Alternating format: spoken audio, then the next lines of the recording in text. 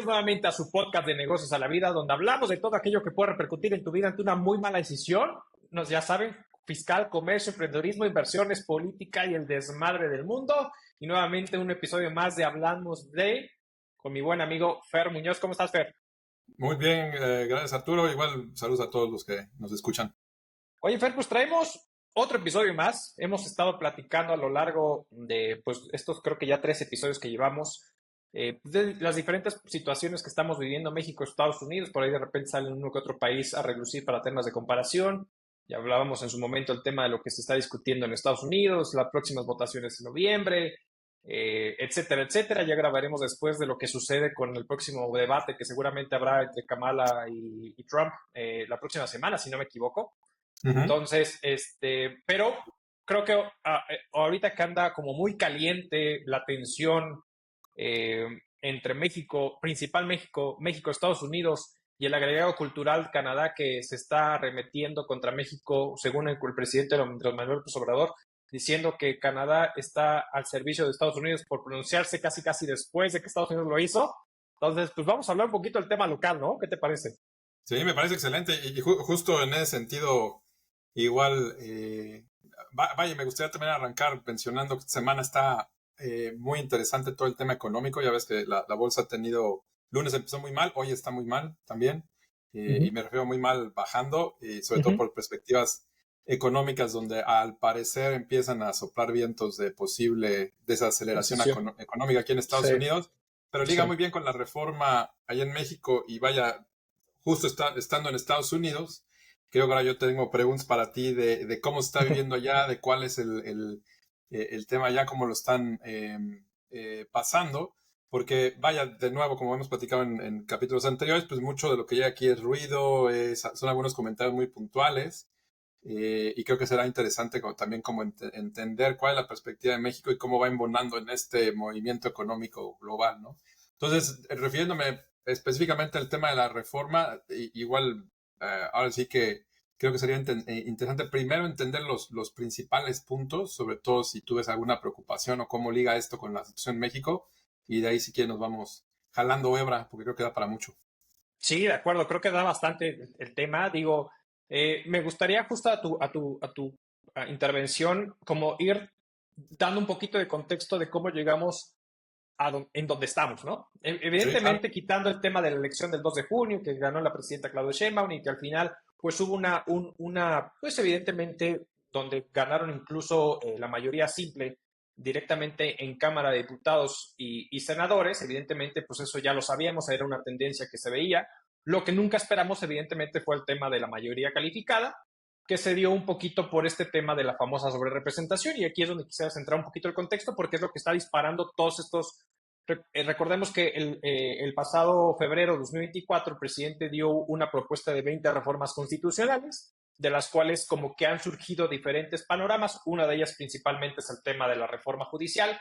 El otro tenemos el tema de la vivienda, de garantizar, y que ahí ahorita, si quieres, abordo un poquito ese tema, porque luego hay confusión de nos van a quitar la propiedad privada y es un tema más hacia la reforma del Infonavit, que digo, al final ante la sobrerepresentación uno nunca sabe, pero bueno, al final el principal tema específicamente ese punto es un tema de la reforma de Infonavit con el tema de arrendamiento, que ya lo puede abordar, pero en el caso, el tema de la Guardia Nacional que pasa al tema de la Sedena, en fin, hay ciertas propuestas, pero específicamente el tema de la reforma judicial, pues es un parteaguas importante porque al final es uno de los 3 poderes que al final hacen la gobernanza de nuestro país en este caso.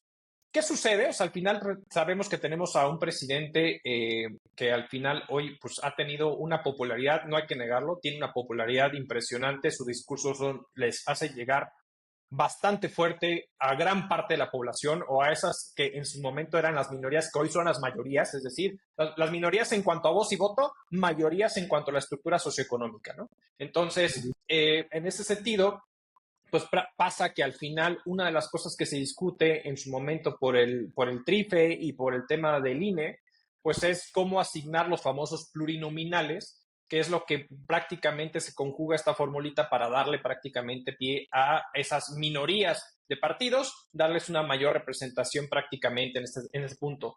Una de las cosas interesantes de este tema es que cuando sucede el tema de Obrador y Fox en su momento, Obrador fue uno de los principales que levantó la mano, primera para que el presidente Fox no interviniera en las elecciones, no estuviera dando apoyos prácticamente a su candidato, en este caso pues a Felipe Calderón, pero evidentemente pues eso recibe como una pequeña sanción. Acá en este caso pues sabemos que con las mañaneras pues el presidente fue constantemente criticado por estar dando voz y voto a su candidata Claudia Sheinbaum y al partido de Morena, y el INE simplemente dijo, pues sí, la regó, pero pues no podemos prácticamente sancionarlo, ¿no? Eso fue la postura prácticamente del INE.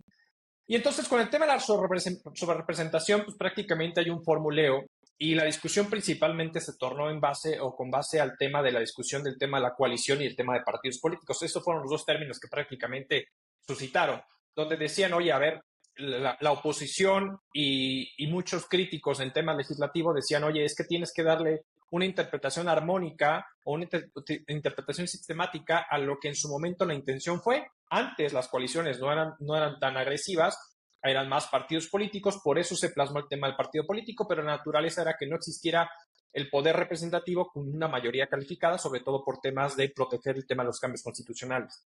No obstante, en la ley o en la propia Constitución habla de partidos políticos y es donde dice justamente muchos, oye, espérate, no quieras interpretar cosas que no son, porque son partidos políticos, y de ahí es donde se agarra prácticamente el INE para poder darle el tema de la mayoría calificada Morena. Ahora, aquí hay un caso muy particular que creo que evidentemente sí hubo, o desde mi postura sí hubo mano negra, porque entiendo decir, ok, no interpretes lo que no está escrito. Ok, está bien, no hablo por coalición, ¿no? Está bien, me voy por temas de partidos políticos. Pero justamente ellos agarraron específicamente del artículo 54 de la Constitución, donde hay ciertas reglas del juego para poder distribuir los 200 diputados de manera plurinominal, y justamente menciona, se tendrán que sujetar a las siguientes reglas del juego. Y entre ellas justamente menciona la fracción cuarta y quinta y todo este rollo que fue lo que estuvieron discutiendo, y solo se centraron en esa. Pero la fracción 1 para mí es de las más importantes, porque justamente es la primera regla del juego para poder repartirse el juego de esta situación, y el único que lo cumplió fue Movimiento Ciudadano, porque justamente dice, a ver, para que un partido político, para obtener el registro de sus listas regionales, deberá acreditar que participa con candidatos a diputados por mayoría relativa en por lo menos 200 distritos uninominales. El único partido que lo logró fue Movimiento Ciudadano, porque todos los demás partidos, al entrar en coalición, pues Morena dice, tú te vas por tantos, Verde tú te vas por tantos, PT tú por tantos, PAN tú te vas por tantos, PRI tú por tantos, y nos repartimos como coalición. Entonces creo que ahí fue justo uno de los puntos, y entonces al final dicen, oye, a ver, si no quieres interpretar el tema de la coalición porque no está escrito, a pesar de que las reglas como jugaron fue bajo esta tesitura, okay, está bien, pero entonces siguen las reglas del juego que marca la Constitución en sus diferentes fracciones, en el artículo 54 con todas sus fracciones, y en la fracción 1 es clara, que es la primera regla que deben de cumplir, y el único que cumplió fue Movimiento Ciudadano. Entonces creo que fue de las posturas interesantes, y entonces sí creo que se conjuga un poco de que al final el análisis o el debate que se dio a través del INE, desde mi perspectiva, fue inadecuado, porque para unas cosas sí los consideran como coalición y para otras cosas no. Esa es una realidad. O sea, al final eso fue lo que conllevó al final a darle mayoría, y entonces cuando la oposición le da una representatividad en Cámara de Legisladores a la coalición, a lo que es PRI, PAN y PRD, de un 46%, pues terminan quedándose con un 26% a través de esta repartición de plurinominales. Ahora, aquí de las posturas gandallas, y ojo, no solamente es de Morena y ellos, porque también el PRI y el PAN lo han hecho en el pasado, es cuando justamente le dice Morena, oye, a ver, te mando estos del PT, te mando tantos para a ti, PT, Verde Ecologista, para que juguemos con los números, te den el 8% y ahora sí, ¡pum! Tan es así que el Verde Ecologista terminó diciendo, oye, en agradecimiento al presidente, te regreso tantos pinches diputados a Morena, ¿no? O sea, ¿para qué? Para que pues tengas tú tantos. Entonces, esto sí, la verdad es que es un tema que propicia la gandallez en este sentido, y vuelvo al punto, claro, sí, claro, pero al final, vuelvo al punto, no es atribuible exclusivamente a ellos. El tema es que ellos se han y ellos por Morena, porque el Verde sabemos que es la vedette de todos los partidos. Entonces, pero exclusivamente hablando por el tema de Morena, pues es de los partidos que se dicen que son distintos. Y pues realmente jugaron agresivamente y astutamente, o sea, esa es una realidad. Entonces, eso es algo que generó. Entonces, genera la famosa, pues prácticamente mayoría calificada en Cámara de Diputados. En Senado prácticamente estaban a tres asientos. Dos de los desertores de PRD se van justamente con Morena, entonces están a un voto prácticamente de tener mayoría calificada. Ahorita está en discusión la reforma en Senado. Yo creo que se podría estar aprobando en miércoles o jueves de la próxima semana, y es un poquito esta situación. Entonces, con esto entra el tema de la reforma judicial. Y el tema de la reforma judicial, pues, dime. Espero que te interrumpa, nada más una pregunta y muchas gracias por la explicación. Creo que algo estuve leyendo yo en estos últimos días sobre todo el tema de la representación. Me queda claro. Entiendo que alguien en algún momento metió alguna impugnación o algo precisamente a través de un juez y demás, pero entiendo que no prosperó, ¿verdad? Podríamos pensar que eventualmente, lo dijiste bien, con este tema de los plurinominales, hay llamémosle, gandallez en cuanto ahora no me tocaban tantos, ahora tengo más y está artificialmente inflada la representación y esto le está dando mayor poder al partido que está sentado hoy en la silla, ¿no? Correcto, de hecho sí, efectivamente se metió un recurso a uno de los ministros, lo aceptaron.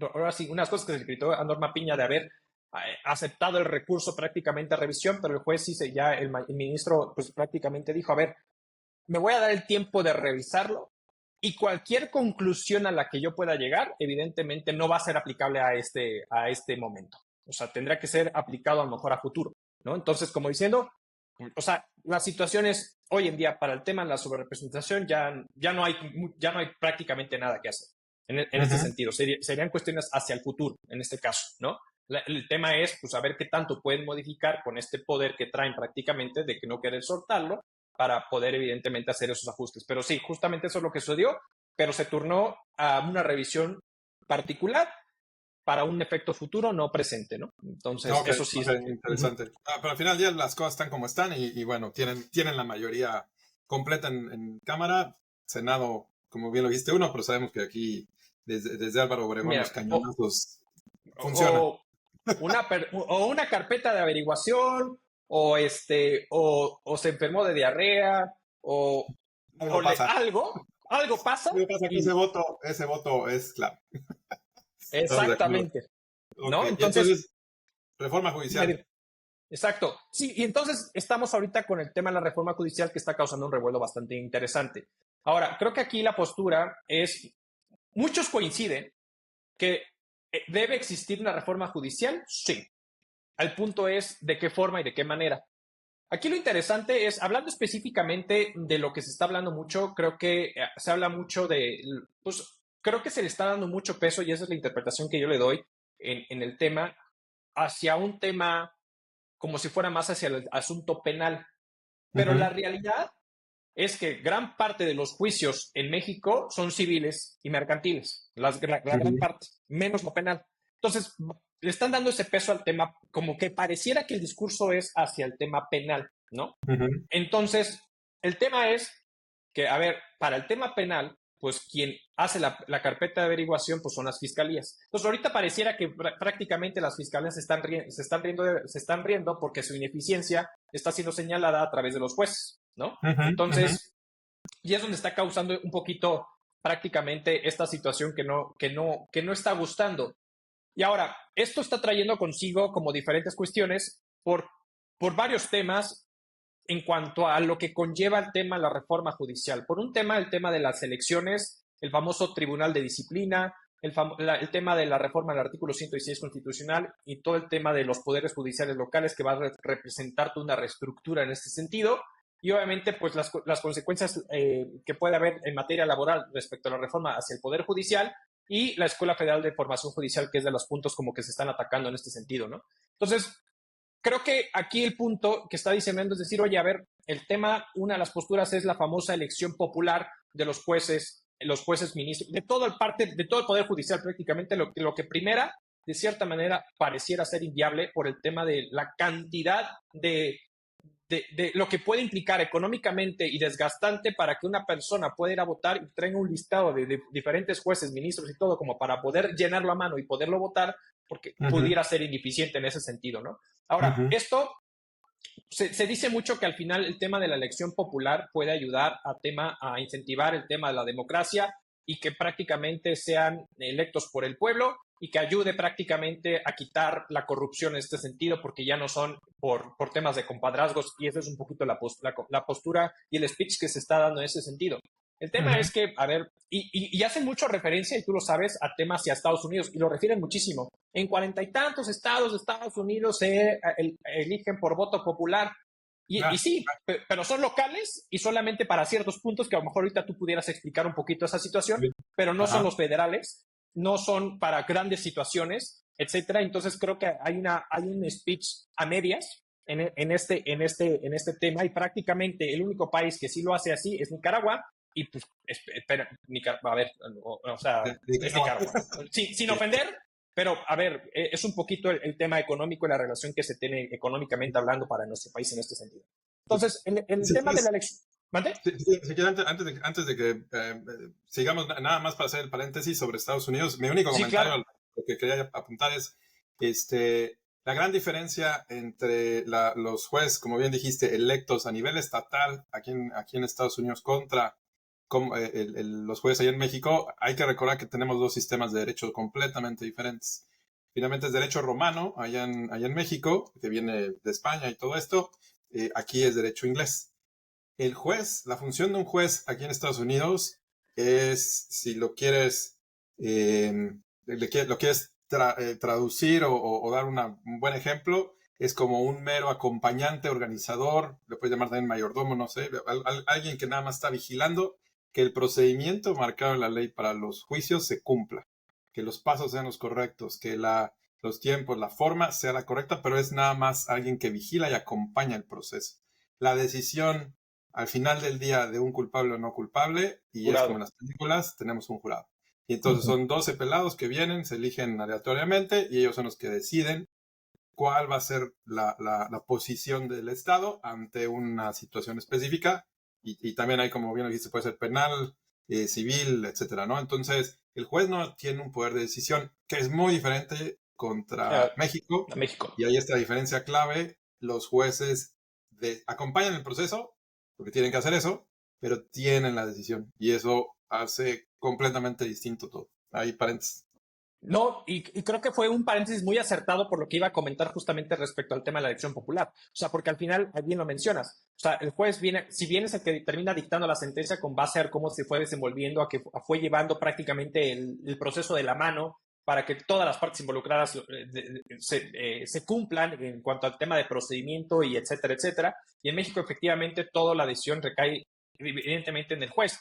Entonces, esta elección popular y los cambios más allá de la meritocracia se tornan más al tema de un tema de popularidad, evidentemente no va a garantizar de cierta forma que las personas estén preparadas para poder tomar decisiones. A ver, y no me voy muy lejos y seguramente me van a criticar, con la famosa ministra del Pueblo, Lenia Batres.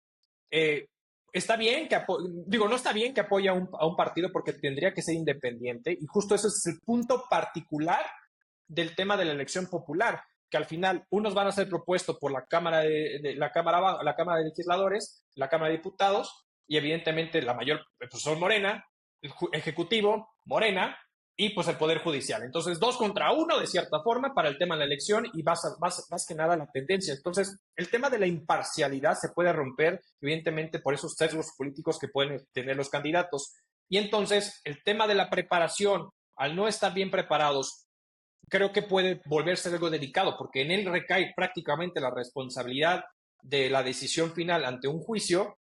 Y evidentemente, cuando hemos visto a Lenia Batres en la discusión en pleno, pues es una persona, a diferencia de Yasmín Esquivel, que también es del partido, que es muy allegada al presidente Obrador. Evidentemente ella tiene un razonamiento, ella sabe, o sea, ella tiene un razonamiento. Podrá ser una partidaria de Obrador, pero al final conoce y dentro de sus criterios toma decisiones, pero sabe lo que está discutiendo. Y Lenia Batres se le ha barrido diferentes cosas, y eso es lo que pudiera llegar a suceder cuando llegue una persona bajo esas condiciones de popularidad o por elección, de cierta forma, de que no conozca temas complejos. Y eso añádele una de las cosas que se está proponiendo al tema de la reforma, que para mí me parece delicado, es la arbitrariedad del tema de la garantía de juicios prontos y expeditos, donde dice, oye, todo se tiene que resolver dentro de 6 meses. Espérame, Oh, ¿con qué? O oh, sea, ¿cómo puedes tú decir que todo está resuelto en ese periodo cuando tendríamos que ver una comparabilidad de la situación, de la complejidad, de los estándares mundiales que pueden existir, de los estándares que hemos vivido en México, como para poder decidir, es esto, ¿no? O sea, hay temas tan oh. complejos en esta situación que no puedes garantizar y decir, oye, simplemente quiero que evidentemente, pues, de cierta forma, tomes decisiones o resuelvas, porque entonces, ante el desconocimiento y ante la prontitud de que vaya a ser sancionado porque no lo terminaste en tiempo y forma, pues resuelvas al ahí se va o conforme quien te puso, ¿no? Y Claro, ese es el punto. no, grave, y un factor que yo sumaría ahí, la cantidad de cientos o miles de casos que le pueden caer a un solo juzgado, ¿no? Que es como está la situación hoy, y por eso hay un rezago en casos. Entonces, ahora lo que estoy entendiendo es que los van a medir a destajo, y entonces van a ser como fábricas donde tienen que sacar sentencias en 6 meses, y como bien dices, el criterio, el análisis, si ya de por sí no siempre es el mejor, pues Claro. es muy probable que caiga en cuanto a calidad. Pues súper interesante. Oye, y una pregunta más, bueno, realmente tengo un par de preguntas, pero una en particular sobre la reforma. Lo has tocado ahí, lo has mencionado. Se ha centrado mucho la discusión en el tema de la elección de jueces, incluso lo hablamos en un capítulo pasado. Pero ¿qué otras cosas propone la reforma? Y te pregunto, hace unos días platicaba con alguien que está en Morena y obviamente me hizo una defensa de toda la cuestión de la reforma y demás. Me hacía un par de puntos. Me decía, bueno, a ver, ojo, es que no nada más la elección de jueces, se está buscando cambiar toda la estructura, cómo funciona el Poder Judicial. Obviamente están hablando, y sé que eso lo han vendido también, en temas de reducción de presupuesto, en aras de ser un Estado más o con menos costo, más austero. También se quiere acabar con el nepotismo al cambiar ciertas estructuras y demás. Entonces, la pregunta a la que voy, y bueno, no sé si tienes todos los datos como nada más para dibujar muy rápido, ¿qué más hay alrededor de la reforma? Y tú que, ya como opinión personal, ¿qué tan buenos ves a esas otras aristas? Si realmente crees que ayuden o no a lo que es la cuestión que también hay que reconocer, hay una ineficiencia en el Poder Judicial el día de hoy. A lo mejor la manera en la que lo están haciendo no es la mejor, pero también hay ciertas cosas que pues tampoco funcionan, hay que reconocerlo. ¿Cuál De es acuerdo. tu posición en ese sentido? Fíjate que sí, yo estoy consciente y completamente de acuerdo que efectivamente existe una necesidad de una reforma al Poder Judicial, pero creo que sí coincido con muchos dicen de que no es la forma adecuada como se está haciendo ahora. Sí se ha centrado mucho en el tema del voto popular y el tema de la meritocracia de cierta manera y que incluso va a ir contra el tema de lo que hoy tenemos prácticamente México con el tema de la Corte Interamericana de Derechos Humanos. O sea, al final es un poquito esta situación que se está dando. Pero yo creo que uno de los puntos también importantes e interesantes que se me hace dentro de la propuesta de la reforma al Poder Judicial son dos cuestiones. El tema del nuevo órgano administrativo judicial, que prácticamente lo que hace es centralizar el presupuesto de la administración judicial en un órgano particular que prácticamente puede comprometer la independencia del Poder Ejecutivo o más bien la independencia del Poder Judicial, porque prácticamente esto va a conllevar a que se tenga que negociar con el Ejecutivo el presupuesto, ¿no? Entonces, hemos visto la tendencia a la baja de hemos visto cómo en el presupuesto de egresos se le ha dado un mayor incremento al tema de los programas sociales, un decremento al tema de cuestiones de seguridad y de salud, por ejemplo, y entonces quiere dar un decremento en el tema del INE, lo cual puede ser bueno y malo dependiendo de las circunstancias, si es que este reajuste presupuestal hacia los partidos políticos, hacia el INE, de cierta manera, no se ajusta a los periodos o los momentos que estemos viviendo. Es decir, no puedes darle menor presupuesto o el mismo presupuesto en donde no hay elecciones populares a cuando sí las exista, ¿no? Tendrías que jugar un poquito con esta situación. En el tema de la reforma judicial, al momento de sentarse de cierta manera a tener que negociar con el Poder Ejecutivo, deslindando un poquito esta independencia, pues prácticamente terminas entrando el tema económico de la estructura judicial hacia el Poder Ejecutivo en estas situaciones, por lo cual prácticamente se vuelve un poquito complicado de cierta manera. Ahora, También lo que se menciona es que este órgano administrativo, pues todas las decisiones que tomen serán inatacables. Entonces, lo que puede generar que de cierta manera pues pueda cometer abusos y no hay manera de poderlo atacar o de poder defenderse ante esta situación, ¿no? Y de cierta forma no tampoco garantiza que al final en este tema de la popularidad y el tema de la elección, pues no se contemplan ciertamente mecanismos de participación ciudadana para justamente este funcionamiento de este órgano administrativo. Entonces, prácticamente es un órgano administrativo que va a estar muy de la mano del Poder Ejecutivo, ¿no? Entonces, creo que es una de las posturas, una de las situaciones de que yo veo de cierta manera cómo se puede generar. Ahora, también el otro punto es el tema del famoso Tribunal de Disciplina Judicial, que es prácticamente este chequeo hacia los jueces y a los ministros para ver el comportamiento disciplinario, digámoslo de esa forma, pero al final es va a depender, y yo lo veo así, ¿eh? O sea, al final es cómo resuelves y de qué forma para saber si te sanciono o no. O sea, ¿qué tanto eso puede influir al momento de si es por mérito o si es porque simplemente las decisiones que estás tomando contravienen a lo mejor al Estado porque le estás dando peso a decisiones hacia particulares? Vamos a ponerlo así, a Ricardo Salinas Pliego, que es uno de los puntos de partida que se habla mucho del tema de lo que debe en materia fiscal hacia la autoridad fiscal.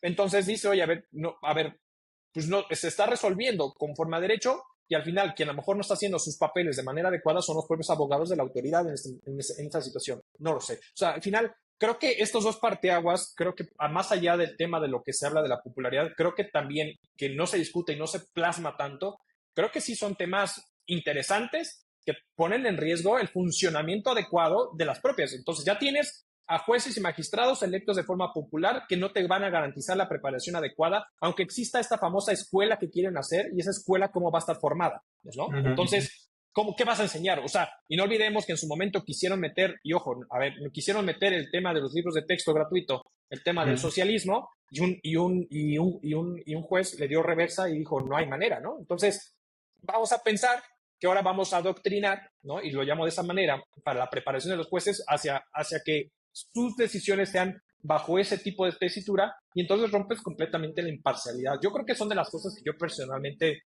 veo también interesantes o importantes a visualizar en la reforma judicial, ¿no?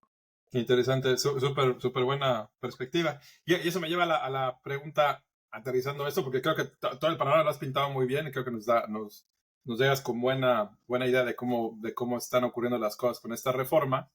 Pero yéndome a cómo arrancas normalmente el programa, ¿cómo se traduce esto en el día a día? ¿Cuáles son las preocupaciones, riesgos o beneficios que alguien, digamos, normal, sin preocuparse por todo esto, puede resentir en su vida? Pues, o sea, ¿cómo le afecta económicamente? ¿Cómo le puede afectar de una u otra manera? Y ahorita lo voy a ligar también con comentarios de cómo están viendo las cosas desde acá económicamente, pero ¿cómo aterrizamos toda esta reforma y realmente cuál es el impacto para un ciudadano de a pie? Es que yo creo que el ciudadano de pie, y eso es, a ver, hablando desde el sesgo de donde a lo mejor puedo estar yo, ¿no? Pero creo que no hemos logrado visualizar el posible impacto que puede tener esto en materia económica hacia el ciudadano de pie. O sea, ¿qué es lo que está sucediendo con este tema de la propuesta de la reforma? Que existen diferentes factores externos, ya no internos. Internos sabemos que tienen control, pero hay factores externos que no se están controlando. El tipo de cambio evidentemente subió por la reforma, por el tema de la reforma al Poder Judicial y que prácticamente iba a ser pasada fast track, salvo hoy específicamente el tipo de cambio que hoy viernes, que estamos grabando 6 de septiembre, que hoy sale este episodio. Evidentemente, hoy el tipo de cambio volvió a subir, pero hay otros factores. El tema de la posible desaceleración en Estados Unidos, el tema del desempleo, o sea, muchas cuestiones que se sucedieron, no solamente porque al final, pues los senadores patearon hacia la próxima semana el tema de la reforma judicial, ¿no? Entonces hay otros factores, pero gran parte de esa devaluación de un 14% de lo que va en los últimos 3 meses del peso mexicano, prácticamente lo que ha sido por el tema de la reforma judicial y por todo lo que se está generando en ese sentido, ¿no? Esa es una. Hablando del tema del tipo de cambio. Ahora, esto que está conllevando a que al final el mercado o justamente entes o gentes externas están teniendo una inquietud. Ya el mismo Ken Salazar, que al final siempre ha sido muy pro AMLO, ahora fue pues ahora sí que no atacante, pero sí dando sus comentarios respecto al tema de la preocupación de la reforma al poder al Poder Judicial. Entonces, yo creo que aquí puede ser un tema de cuidado en el sentido de que a lo mejor no estamos visualizando hacia dónde puede llevar, y lo pongo en términos económicos. O sea, vamos a pensar lo que tenemos actualmente. Si revisamos prácticamente la comparabilidad del primer trimestre del 2023 contra el primer trimestre del 2024, cuando dicen, oye, es que, a ver, el tema de la inversión extranjera ha crecido y creció un 9% el trimestre de 2024 contra 2023, ha crecido, pero prácticamente el 98% de ese crecimiento ha sido por reinversión. Es decir, empresas ya establecidas prácticamente en México reinvierten y por esa estabilidad que se fue dando. Ahora, ahora, con todo este rollo hay que ver cómo va esa tendencia en los últimos periodos, porque no ha salido prácticamente la publicación de cómo se está viendo la reinversión de esos capitales en México, de las empresas ya establecidas, porque lo que sí se está desacelerando y se ha venido desacelerando es la inversión extranjera directa nueva, ¿no? Entonces, eso va a decadencia. Entonces, ¿qué pasa si al final yo creo que esta incertidumbre pudiera llegar a provocar un cierto, a ver, no sé a qué grado, pero un cierto colapso del tema comercial, principalmente con Estados Unidos y México? Estados Unidos es nuestro principal socio comercial. Estamos hablando de arriba del 50% de las transacciones que hacemos son en Estados Unidos. Arriba del 50% de la inversión extranjera es de Estados Unidos y es el principal inquieto en esta situación. Y eso puede traer todo un tema hacia la baja porque puede haber desempleos, porque puede haber un tema inflacionario, porque porque la moneda puede llegar a caerse en este tema y ya todo nos va a salir más caro. En fin, no tenemos ciertos mecanismos controlados en esta situación y creo que sí es importante. A ver, sí es importante notar que siempre en el último año de todo gobierno es muy volátil justo por esa incertidumbre del cambio de gobierno. Pero el tema aquí es que si vemos la comparación de cómo se comportó el tipo de cambio, por ejemplo, como un indicador externo, en el tema de Peña Nieto, Peña Nieto, Fox Calderón. y Calderón, en el último año, en comparación con lo que estamos viviendo ahorita en este último año, con Obrador está teniendo más volatilidad en estos últimos meses prácticamente, y es prácticamente por el tema de la preocupación de la reforma judicial, ¿no? Entonces, el hecho de que puedan parar, a ver, no detengan inversiones, paro el flujo de efectivo, detengo la economía y eso puede causar una recesión, ¿no? Por el otro lado tenemos a un Banjico que tomó una decisión para mí muy mala de haber bajado las tasas de interés cuando la Fed ya dijo, o sea, espérenme porque hay una inflación que no estoy saben controlar, y entonces hasta que fortalezcas al dólar americano, porque al final pues dices, oye, a ver, pues ya mi rendimiento, mi spread pues prácticamente se está reduciendo porque México lo baja, Estados Unidos lo mantiene, y entonces el tema de Arabia Saudita, o sea, todo lo que puede llegar a suceder económicamente, pues está haciendo que también se esté fortaleciendo el dólar contra esta situación porque se están refugiando en el dólar. Entonces, yo creo que sí puede haber un impacto económico que no estamos visualizando con esta propuesta. Y ahora, también, honestamente, ahorita, específicamente lo que estamos viviendo ahorita, yo creo el hecho de que hayan pasado el tema de la discusión de la reforma del Poder Judicial la próxima semana, para mí, y se lo comenté ayer a un amigo, es un arma de doble filo. Ahorita sabemos que están en un paro que al final se dice que es ilegal, el paro del Poder Judicial, y al final, pues que estamos a lo mejor con ellos, ¿no? Por esta situación, pues decimos, sí, hagan el paro, ¿no? Estamos con ustedes.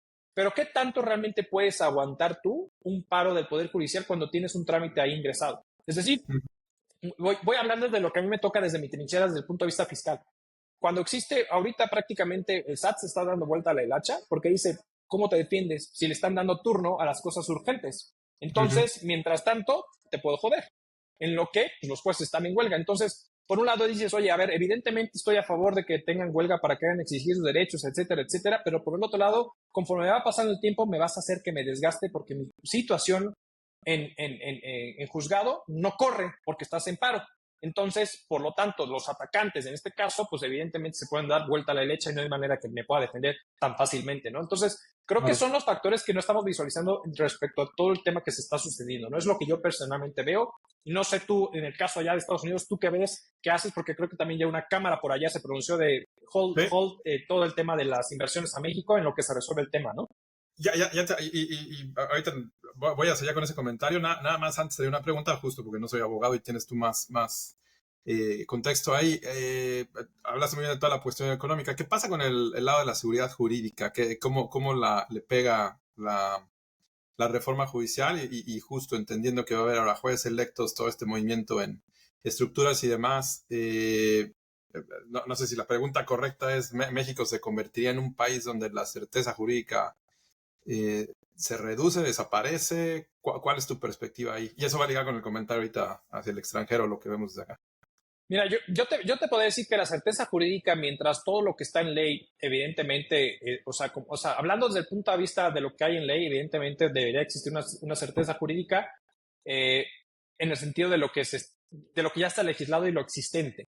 El problema va a ser cómo se le dé turno a las decisiones de esas situaciones. Yo lo que veo justamente en riesgo, vamos a pensar, y te voy a dar un ejemplo muy simple de lo que puede llegar a suceder. A ver, en México existe un régimen fiscal que se llama el régimen simplificado de confianza.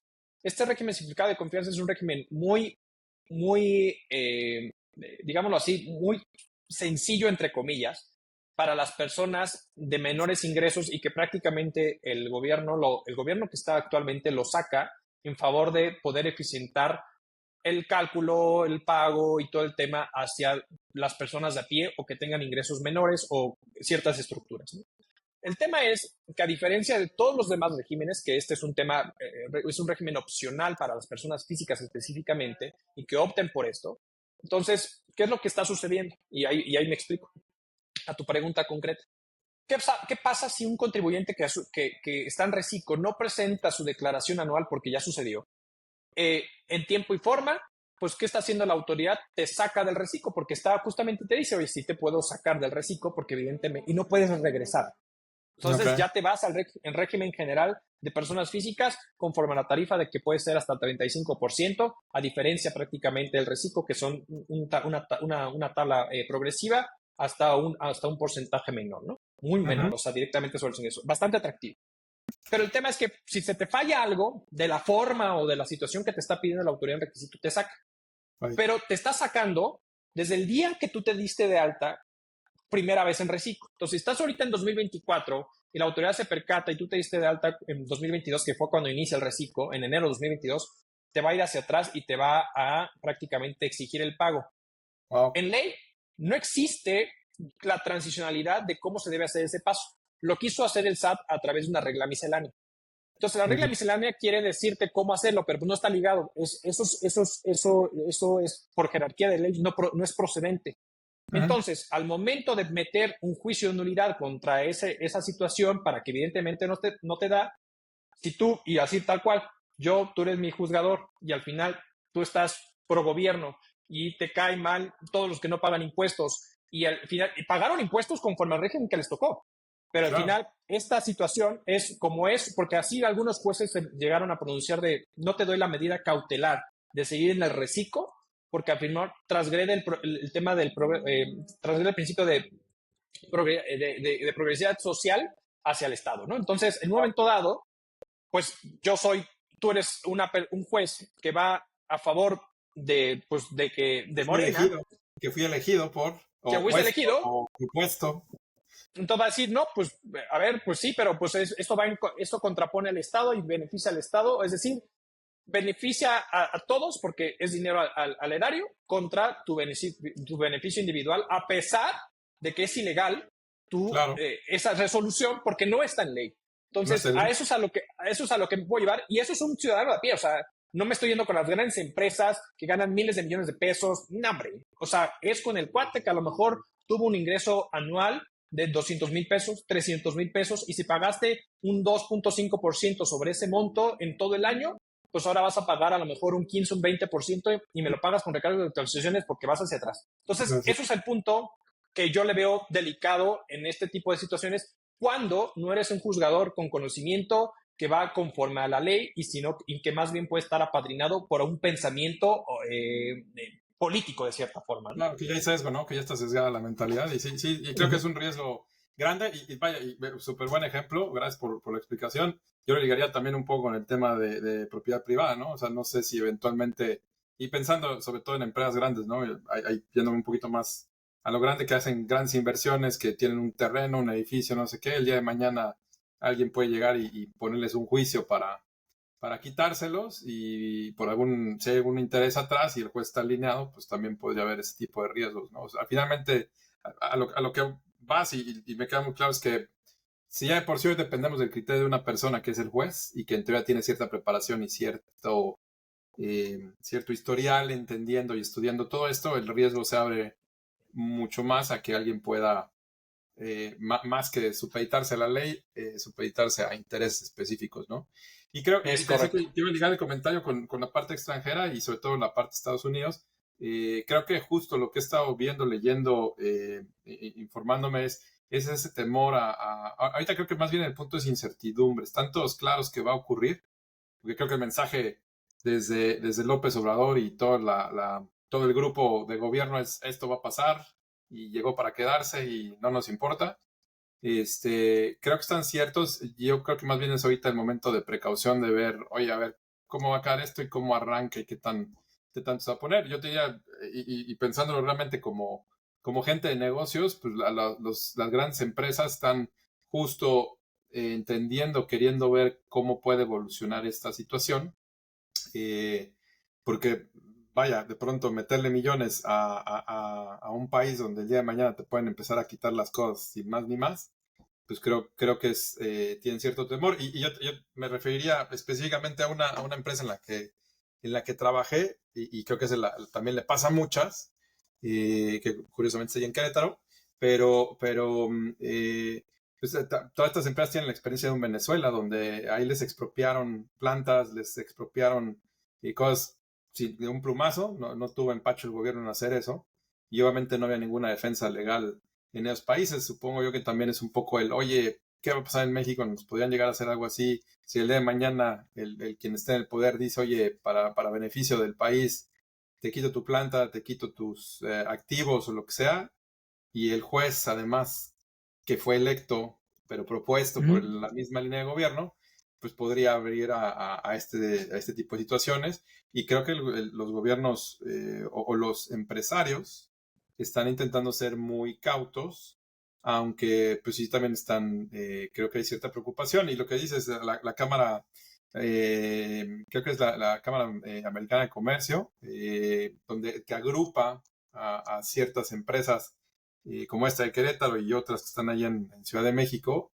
Creo lo que estuve alcanzando a leer en este par de días, mandaron un mensaje, fue muy curioso, sobre todo sigo o trabajé en algún momento con el director general de una de ellas, que está allá en Ciudad de México, que hacen pinturas, y estoy viendo su mensaje que puso en redes. Fue muy cauto porque dijo, a ver, estamos comprometidos con México, sí, México seguimos y demás, pero tampoco confirma cuál va a ser la inversión que va a venir para México y normalmente es una empresa que siempre ha estado apoyando e invirtiendo. Incluso hace poco había posteado en redes la misma persona un encuentro con gobierno del Estado de México, que es donde están ubicados, hablando justo de que estaban viendo un plan, un futuro para la empresa, en conjunto con el Estado y inversiones viniendo y demás. Pero creo que la situación que hoy se está viviendo en México ha hecho como más cautos a todos y de nuevo, pues nadie está peleado con su dinero y pues no quieren poner dinero en algo donde pues, no saben hoy si lo pueden perder todo o no.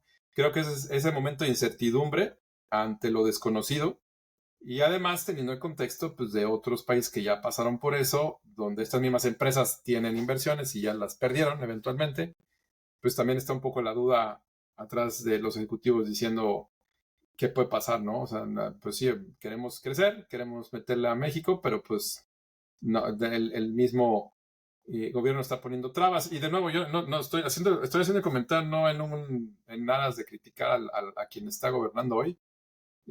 Como dije hace un momento, yo creo que sí, de hace años el Poder Judicial se ha sentado en una serie de beneficios que creo que también pueden ser groseros.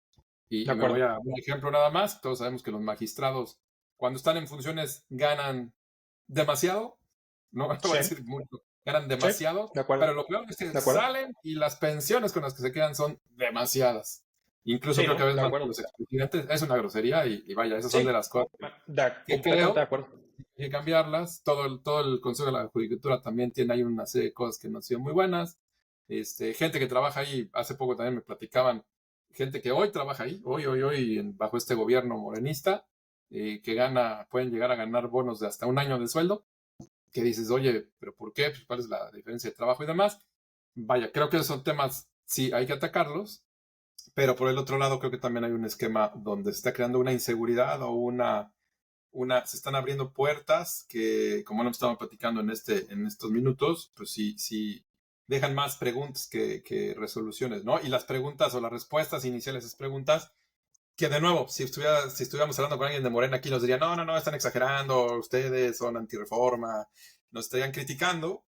Yo creo que más bien es el punto de vista objetivo donde decir, oye, a ver, reconozcamos que también los cambios están siendo un tanto extremos y se abren todas estas posibilidades que hemos hablado de, pues no le das seguridad al ciudadano de a pie, se puede acomodar ahora mucho el criterio de una persona que está alineada con un partido, hay una serie de cambios que tampoco dejan una estructura clara. Creo que sí, de nuevo, deja mucho más preguntas con respuestas inquietantes, digámoslo así.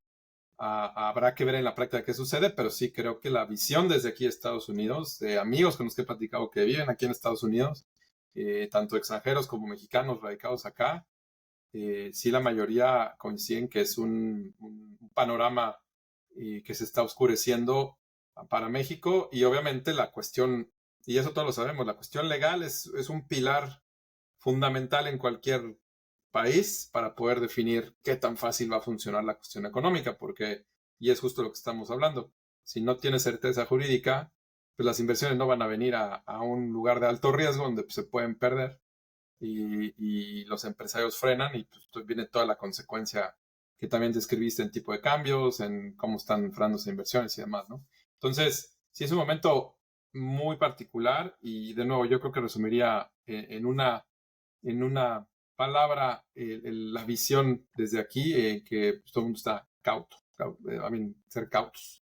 Es creo que el punto, están esperando a ver cómo aterriza esto y creo que también hay muchas inquietudes. Creo que también están todos al pendiente de ver cómo va a ser el estilo de Claudia Sheinbaum, aunque también de lo que estaba leyendo, pues estaba muy amarrada y obviamente está muy alineada con el presidente saliente. Y entiendo que políticamente quedó muy apretada también con muchas concesiones que hizo. Vamos a ver cómo evoluciona el nuevo gobierno con todo este panorama, ¿no? De acuerdo contigo. Fíjate que nada más como para ya cerrar, dando un último a los puntos que comentabas, creo que el tema, como bien lo dijiste, de a lo mejor una persona que va o comparte, ¿no?, los principios o las decisiones de Morena, es respetable al final, pero yo creo que el hecho de decir no exageren, eso no va a pasar. A ver, desde el punto de vista, a mí que me gusta todo el tema de las ciencias y ese rollo, dice por ahí los matemáticos y físicos, la posibilidad, la probabilidad nunca es cero, ¿no? Entonces, al final existe, ¿no? Por muy baja pero existe, ¿no? Y más teniendo tanto control y tanto poder, pues yo creo que Claro. esa probabilidad incrementa, ¿no? O sea, eso es una de las cuestiones que pueden llegar a suceder en este tema. Respecto al tema de Claudia Sheinbaum, creo que ahorita anda muy desaparecida. O sea, de repente hace comentarios ahí como que en una que otra rueda, en Twitter. Creo que literal es el primer presidente, honestamente, que dice, y a ver, y en esa parte se le reconoce, pero es el primer presidente que ya, desde que ya fueron las elecciones y hay ya hay un nuevo presidente electo, porque Calderón, Fox fueron bajándole, ni se diga Peña Nieto que a los 6 meses dijo, pues órale, Obrador, ahí te dejo el changarro, decir lo que quieras con el aeropuerto, es tu rollo, con permiso, yo me voy a España, ya estoy arreglando mis asuntos.